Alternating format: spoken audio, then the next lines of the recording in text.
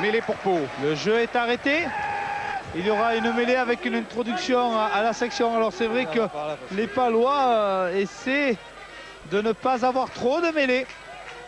Eric, Ils souffrent. Stéphane? Oui, un petit mot avec Francis Letta. Vous êtes bien revenu dans le match, 20 partout, vous avez le vent. Qu'est-ce qu'il faut faire maintenant? Oui, je crois qu'il faut essayer de trouver la solution, essayer de dynamiser au maximum à partir des phases de conquête, des mêlées, des touches, des molles pénétrants. Ça me paraît important, mais il faut surtout avoir le ballon. Là, on vient encore de le perdre. Donc, ce qui est important, bien sûr, c'est d'avoir la balle et de pouvoir la jouer correctement, quoi. Mais surtout, trouver des solutions devant une équipe difficile à jouer. Merci. Charge de Toussaint sur ce ballon, effectivement, récupéré par les Castrés. Séguier là-bas sur le fermé avec José Diaz maintenant. Retourné. Il est tombé sur du monde qu'il attendait. Hors-jeu signalé par Monsieur Dumais. La défense paloise est hors-jeu. Allez, Sébastien Paya ramène le jeu dans le camp de Pau avec un lancer à suivre pour Castres. On revoit. Oui, belle percussion. Laurent Toussaint, le pilier gauche. On libère maintenant le ballon. Séguier. Toujours du soutien maintenant.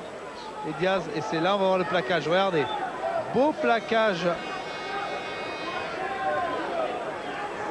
de la défense paloise. Et c'était Pascal Morin. Voici Christian Gajan, entraîneur des avants castrés, avec Thierry Merlos pour les lignes arrières. Tous deux anciens Toulousains. Gajan, entraîneur du stade, et Thierry Merlos, trois quarts centre des Toulousains. Les Castrés progressent. Mais Monsieur Dumais intervient et accorde une pénalité à Pau. Oui. Et il la retourne. Oui, oui. Parce que dans un premier temps, c'est vrai qu'il y a toujours ce problème que n'arrive pas à résoudre la section. Perte de balle en touche. On progresse du côté de Castres et on va voir encore un Palois qui va faire écrouler le Mol qui progresse. Voilà. Regardez le 5, la Guarde. Il fait écrouler le Mol qui progresse. Donc il est sanctionné. Mais derrière ça, les Castrés ont voulu le sanctionner eux-mêmes et donc lui ont marché copieusement dessus. Monsieur Dumais retourne cette pénalité. Attention, ce genre de petite faute et de perte de contrôle peut coûter très cher. Oui. D'autant que le coup de pied palois ramène le jeu dans les 22 de Castres. Voilà. Bénéfice égale perte. Et peut-être à l'arrivée, des points contre cette équipe de Castres. Alors qu'elle aurait pu profiter de la pénalité. 20 points partout pour l'instant, toujours dans ce match. Lancé Joël Rey pour la section paloise. Et ballon gagné par Baquet. Allez, on développe le jeu du côté de la section au niveau des avants. On progresse. Ils relèvent le défi sur les molles, les Palois, et vont libérer le ballon pour Torossian.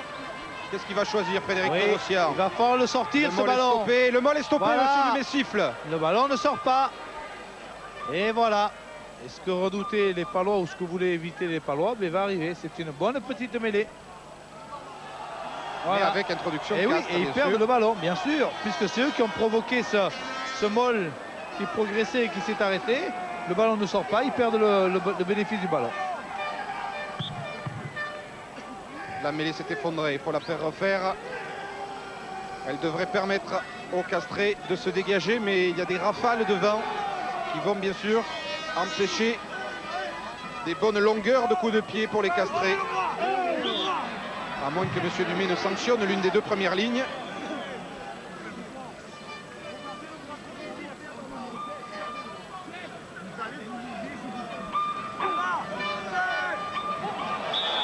Il sanctionne, et il sanctionne Castres. Oui. Attention à ce coup franc que Torossian va jouer vite. Oui. Non, il ne joue pas vite. Il attend pas, il va attendre. Alors, M. Dumais explique que la première ligne s'efface, devient fuyante. Regardez, il montre. C'est-à-dire, ça met en difficulté l'équipe de Pau. Le pilier, voilà. Il estime que le pilier droit s'efface et enlève son épaule. Allez, on va jouer à la main. Voilà, c'est fait. Charge du pack de la section. Rolles, Baquet, tombé sur trois Castrés qui l'attendaient. Il a bien libéré son ballon pour Torossian qui cherche à y aller tout seul. Il est stoppé. Mais le soutien des avants palois est là, bien sûr. Baquet plonge. Monsieur Dumais siffle et donne le Castres. Et oui, on va en contact de son partenaire. Il y a une position d'hors-jeu involontaire. Et c'est vrai qu'on revient en contact alors que peut-être l'équipe de la section devrait essayer d'éviter le contact au niveau des avants. Allez, mêlée. Introduction à Frédéric Séguier pour Castres. La mêlée tourne, là. Elle tourne, Ocagne récupère, monsieur Dumais siffle. On sent que le match se joue peut-être dans ces instants-là en mêlée, dans ces énormes explications entre les deux équipes. C'est quoi? C'est la 5e consécutive, elle s'effondre encore. Et monsieur Dumais a vu voilà. le coupable et Oui. cette fois il sanctionne les Palois. Voilà. Allez, on joue à la Séguier. mer. Avec Artigus, il est Oui. bloqué.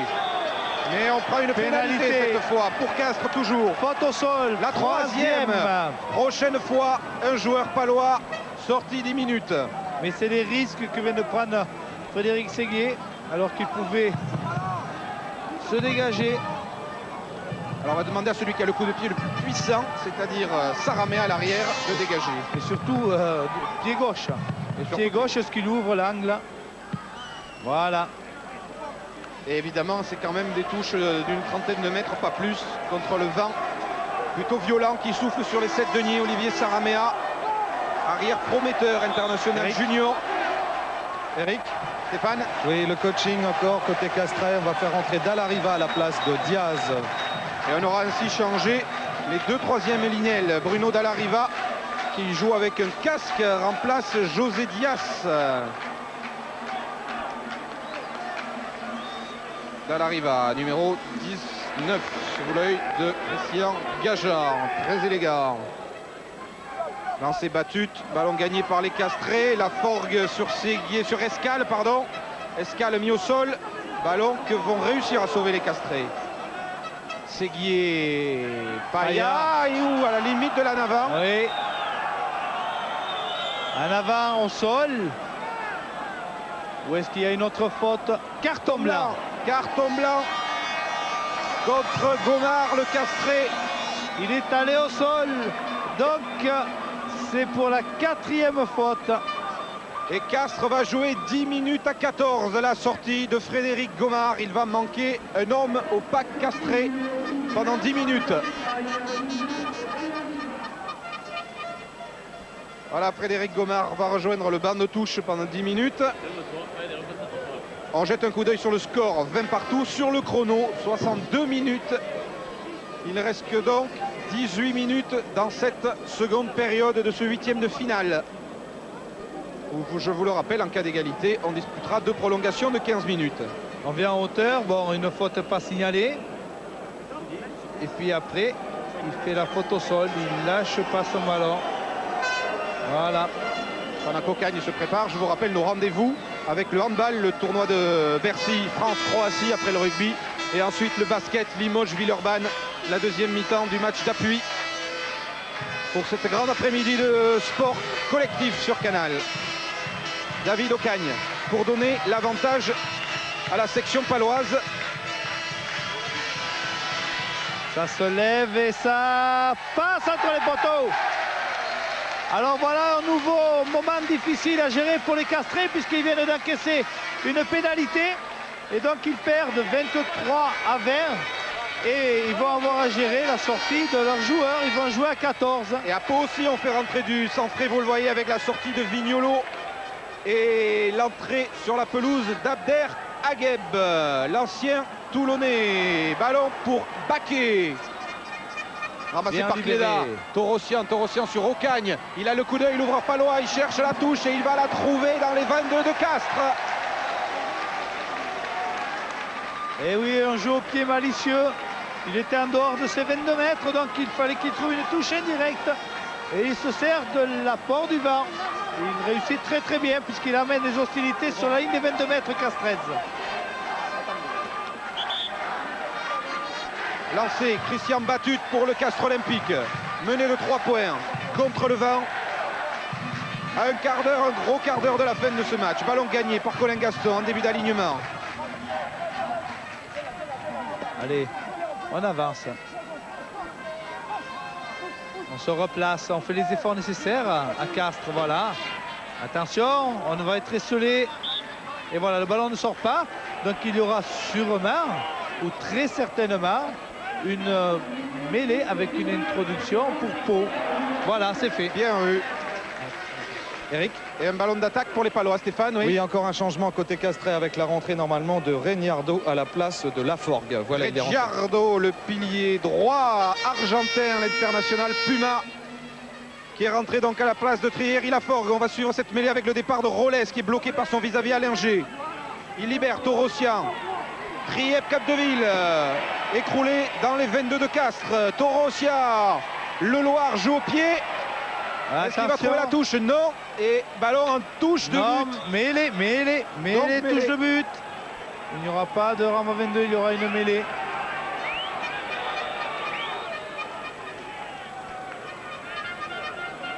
Alors 4 remplaçants sont rentrés à Castres, 3 à Pau. On a choisi, on joue rapidement alors. Segui a joué vite, il a été pris par 3 Palois. Est-ce qu'ils peuvent sortir ce ballon? Oé vient prêter main forte. Du mal à l'arracher s'ils y arrivent. Avec Reggiardo, donc le pilier argentin qui vient de rentrer, qui tiennent debout, qui tiennent bon. Il libère bien son ballon. Paya, coup de pied rasant dans le dos de Bernat Sall, mais c'est Claverie, l'arrière de la section, qui est le premier sur ce ballon. Sébastien Claverie, loin devant. Attention quand même, il faut y sort. aller. Est-ce que ça va sortir? Non, il semblerait que le ballon rebondisse tranquillement. Est-ce qu'il sort? C'est très important. Il ne sort pas. Non. Et oblige Frédéric Segui à toucher. Alors il faut noter tout à l'heure qu'on vous a dit qu'il y avait une mêlée. Il faut dire aussi qu'ils avaient le choix. C'est-à-dire qu'ils avaient le choix de pouvoir ou prendre une mêlée, les défenseurs, ou faire un renvoi au 22. Ils ont préféré choisir un renvoi au 22. Castres 20, Pau 23. Allez, on s'applique sur la remise en jeu. Allez, bien haut. Gagné par Cléda et Laguarde. En même temps, les deux deuxièmes lignes de Pau ont récupéré ce ballon.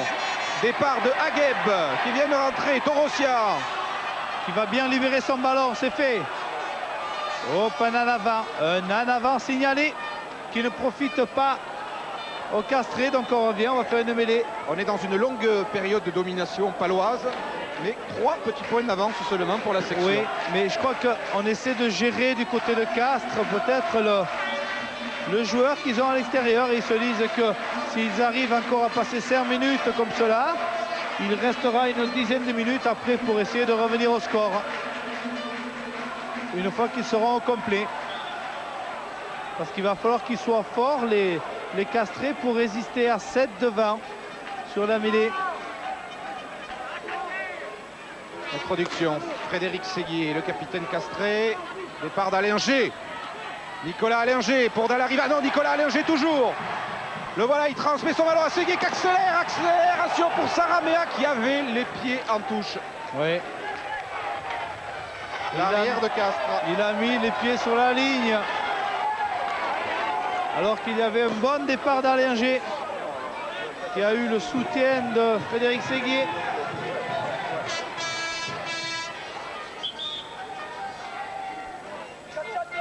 On commence à être fatigué des deux côtés. C'est un match qui a eu énormément de rythme, surtout au début. Baquet détourne, finalement Gouragne. Et ballon gagné par les Castrés avec Reggiardo à l'origine de ce moll. Reggiardo que l'on avait vu avec les Barbarians français contre les Springboks. C'est lui qui avait fracassé la tête de Franck Orion, le involontairement, bien sûr. Franck Orion qui depuis s'est bien remis et qui jouera ce soir avec Grenoble contre Agen. Pénalité pour Castres. On fait tomber encore le groupement qui avance du côté palois. Les pénalités. Alors qu'est-ce qu'on va faire du côté Castré? Là, est-ce qu'on va la tenter ou est-ce qu'on va essayer d'amener le jeu un peu plus près de la ligne? Il reste 10 minutes et 3 points de retard pour Castres. Décision importante à prendre. Alors que Jean-François Gouragne est au sol, que Sébastien Paya réclame les soigneurs ou réclame en même temps peut-être son petit.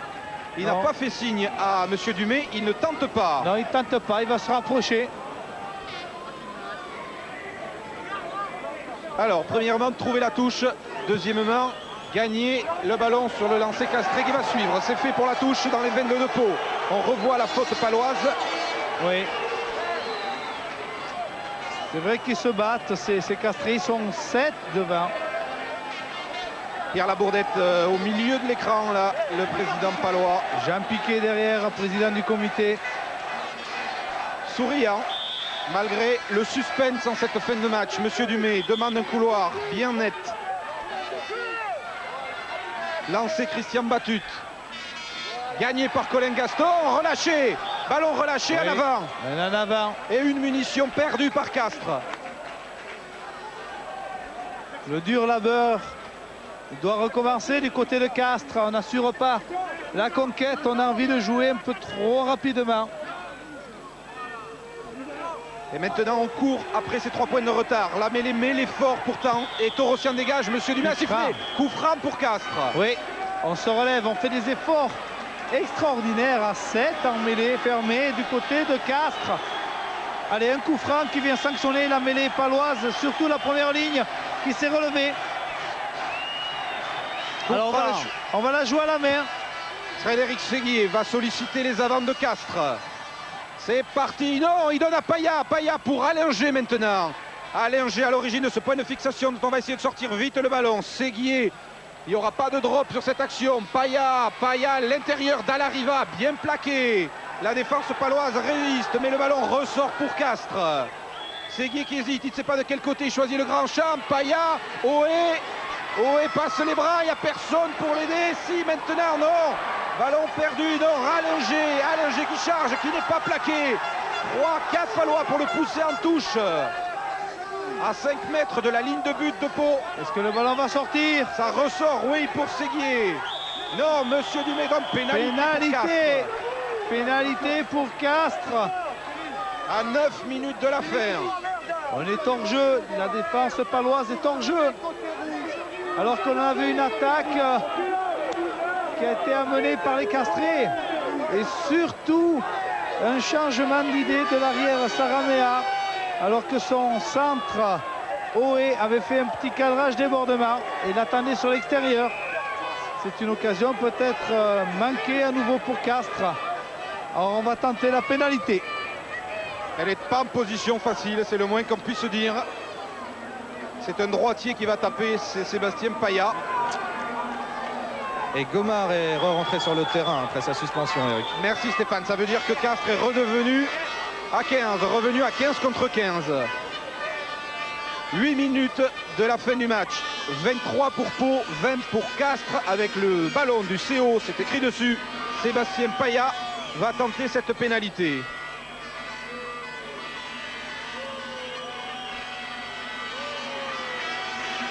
Les supporters castrés retiennent leur souffle. Ceux de Pau font entendre leur klaxon.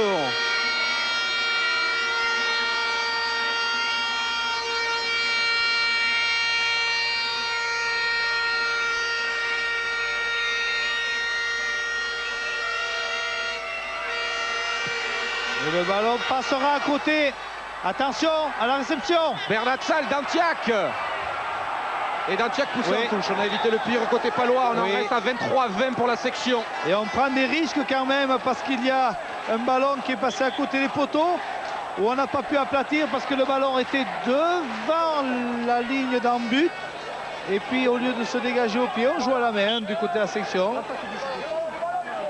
C'est très sympathique tout cela, mais ça risque peut-être de coûter cher. S'il y a une faute, eh bien, il y aura une nouvelle pénalité à tenter pour les Castrés. Plus que 7 minutes dans ce 8e de finale. indécis jusqu'au bout. Lancé Christian Batut pour Castres, gagné par Colin Gaston à deux mains. Le Mol Castré dans les 22 de Pau. On insiste au ras. Le ballon est au sol et gagné par les Castrés. Gomard avec tout le pack de Castres. Les défenseurs palois sont fixés. Séguier ouvre sur Paya. Paya feinte la croisée. C'est Artiguste qui est bien plaqué. Et récupération paloise par Claverie puis Rolles. Dantiac, il faut dégager. Il tape. David Dantiac et le ballon qui rebondit avant de sortir en touche près des 22 de Castres. Voilà une belle affaire pour les Palois. Oui, alors qu'on a choisi du côté de Castres de jouer à la mer. On avait la possibilité aussi de se mettre en position de drop, mais on a préféré insister différemment. Et voilà, mauvais passage du ballon, récupération de Dantiac qui dégage au loin et on ramène le jeu dans le camp castré. Toujours 3 points d'avance pour Pau. Encore un changement effectué, c'est Laguarde qui sort et Thierry Mentière avec le numéro 20 qui vient de rentrer en deuxième ligne à Pau du sang frais pour les 5 dernières minutes. Et pourquoi pas pour essayer de grappiller ce ballon sur un lancer castré à touche. On en profite, regardez les avants castrés qui se regroupent. Profitant d'un petit arrêt de jeu consécutif à une blessure, oui, une blessure d'un castré. Paya, de Sébastien Paya. Quelques arrêts de jeu et à peu près 5 minutes encore dans le temps réglementaire de ce match.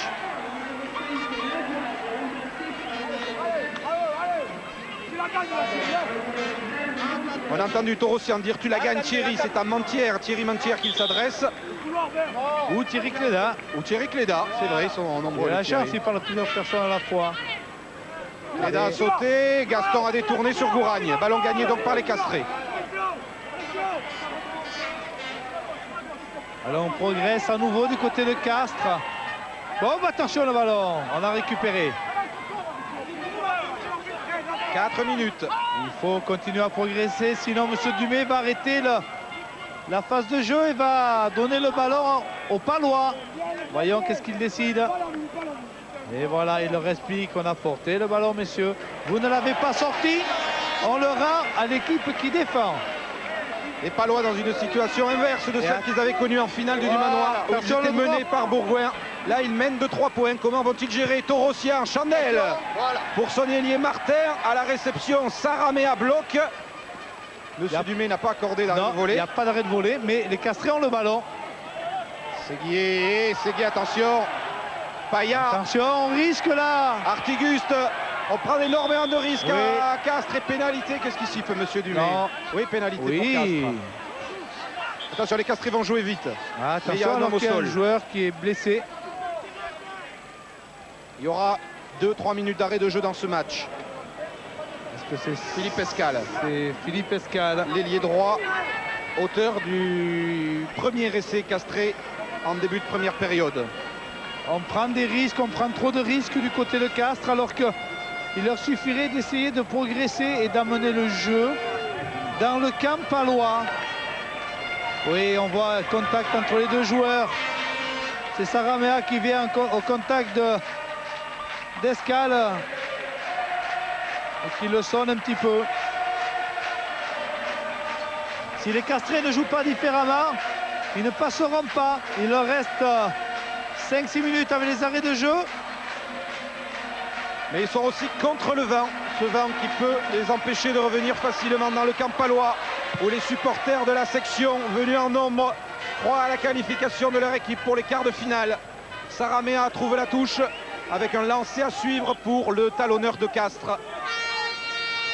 2 minutes dans le temps réglementaire, à peu près 5 minutes en comptant les arrêts de jeu. Gagné par Gouragne. Alors avec Ricciardo. Un des axes à nouveau.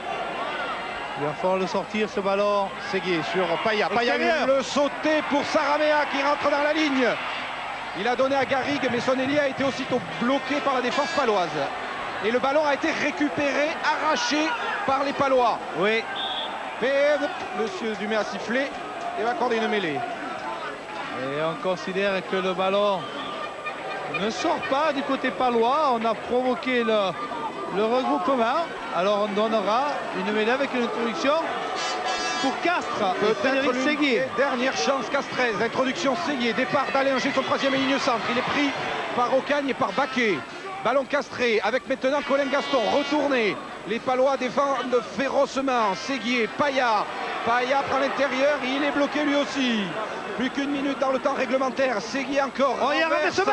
Raverse, c'est bien joué avec Artiguste. Artiguste qui feinte, qui s'échappe, qui donne à son compère du centre et qui laisse tomber le ballon. Allinger maintenant, toujours pour Castres. Pratiquement sur la ligne des 22 de Pau. Attention à la faute paloise. Non, le ballon va sortir. Séguier, Paya ne va pas tenter le drop. Il donne à Oé pour Dallariva. Pris par le Loir et d'Antiac. Le ballon encore pour Félix Séguier sur le fermé. Saramea qui ne sait plus trop il aller. Renverse. Il rebrousse chemin, il renverse avec Paya. Paya pour Artiguste qui prend l'intérieur, qui est plaqué par Ocagne et qui en perd sa chaussure. Encore les Castrés avec Allinger mis au sol dans les 22 de Pau. Attention. C'est là que Castres joue le match. Dans ces minutes passées dans les 22 de Pau, Paya ne tente pas le drop encore cette fois. Il a croisé avec Artiguste qui tombe En encore avant. sur la défense paloise et en avant de Castres. Alors qu'il y avait une position pour tenter un drop.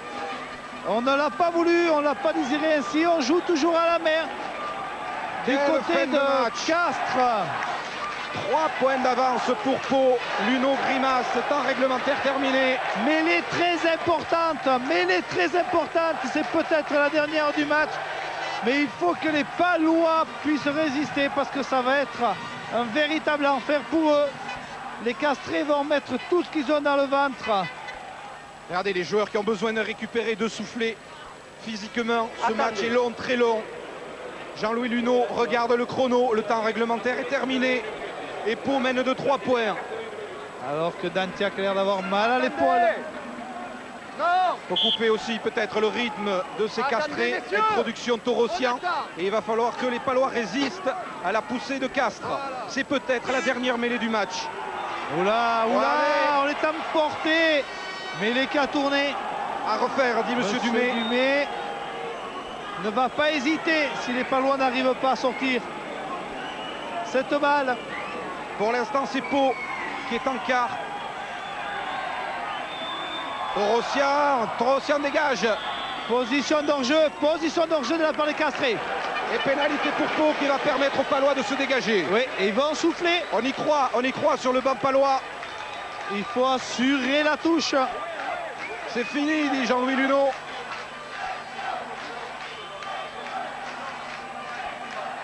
Alors, là, trouver la touche absolument. Oui, puisque absolument. derrière, il y a aussi un lancer palois à suivre. Il peut y avoir un petit peu plus d'arrêt de jeu peut-être. La touche, c'est fait, elle est trouvée, Monsieur Dumais.